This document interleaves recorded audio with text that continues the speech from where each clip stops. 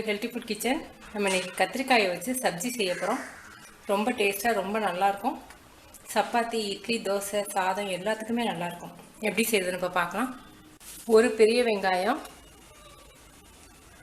2 தக்காளி, மீடியம் சைஸில் 2 தக்காளி, 2 மிளகாய், வரமிளகாய், 1 பச்சை மிளகாய் ஃப்ளேவருக்காக. இந்த மாதிரி ஒரு கத்திரிக்காய் வாங்கியிருக்கேன். இதை வந்து தோலை சீவிடுவோம். இந்த மாதிரி நிறைய ஸ்லைஸ் பண்ணிக்கோங்க. தண்ணியில் போடுங்க, இல்லாட்டி கத்திரிக்காய் கருத்து போயிடும். இதுக்கு நல்லெண்ணெய் தான் நல்லாயிருக்கும். சீரகம் ஒரு 1/2 டீஸ்பூன், கடுகு ஒரு 1/2 டீஸ்பூன், பெருங்காயம் கொஞ்சம்,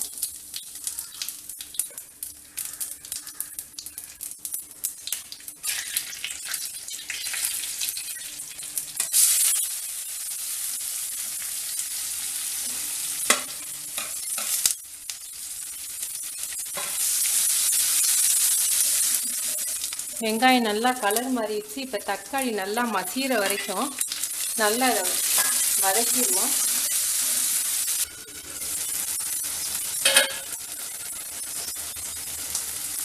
மஞ்சள்தூள் 1/4 டீஸ்பூன், மல்லித்தூள் 1 டீஸ்பூன்,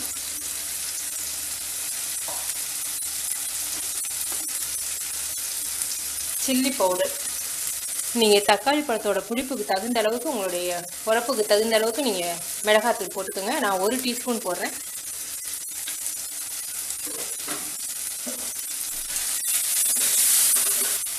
இந்த டிஷ்ஷுக்கு தேவையான அளவுக்கு உப்பு.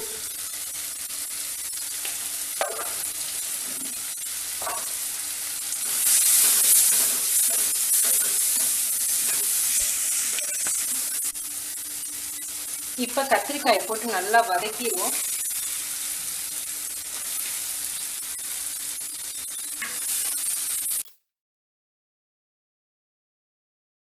இந்த கத்திரிக்காய் கொஞ்சம் வதங்கணும் நல்லா.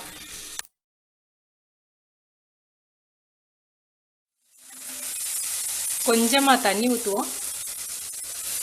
தக்காளி பழத்தில் இருக்க புளிப்பே போதும். உங்களுக்கு தக்காளி பழத்தில் புளிப்பு பத்தலைன்னா பெங்களூர் பழம் போட்டிங்கன்னா புளிப்பு பத்தாது. அப்போ புளிக்கரைசல் தண்ணி கொஞ்சம் ஊற்றிக்கலாம். உரப்பு கூட போச்சுனாவோ அல்லது புளிப்பு பத்தலைனாவோ நீங்கள் புளிக்கரைசல் தண்ணி ஊற்றலாம். நமக்கு புளிப்பு கரெக்டாக இருக்குது. இந்த கத்திரிக்காய் வந்து இன்னும் நல்லா மசியணும்.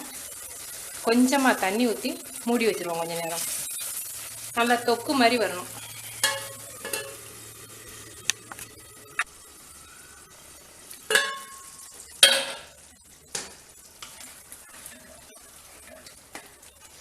ரெடி ஆயிடுச்சு. கத்திரிக்காய் சப்ஜி ரெடி. இட்லி, தோசை, சப்பாத்திக்கெலாம் ரொம்ப நல்லாயிருக்கும். சாதத்தில் போட்டு சாப்பிடவும் ரொம்ப நல்லாயிருக்கும். இதில் நீங்கள் விருப்பப்பட்டீங்கன்னா வெல்லம் ஒரு துளி சேர்த்துக்கலாம். நீங்கள் செஞ்சு பார்த்துட்டு உங்கள் கமெண்ட்ஸ் எனக்கு சொல்லுங்கள். தேங்க்யூ.